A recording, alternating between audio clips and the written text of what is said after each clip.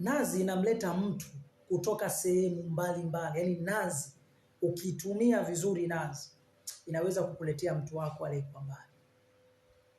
Mfano, mtu umeachana naye, yaani umegombana naye katika makusudio yenu na mahusiano yenu, mkagombana, ukahangaika sana kwa kumvuta mtu lakini haji.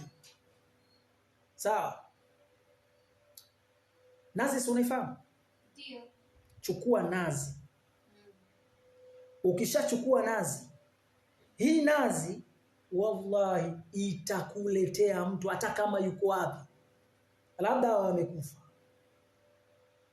labda awe hayupo huyo mtu unayemtafuta, lakini nazi ikitumika vizuri inakuletea mtu wako. Sio mtu tu, mbona mpaka nazi zinafungua baadhi ya vifungo. Sasa mimi nitakupa faida katika nazi. Sawa? Sawa. Chukua nazi, ikwangue vizuri. Baada ya kuikwangua vizuri hiyo nazi yako, ndugu yangu,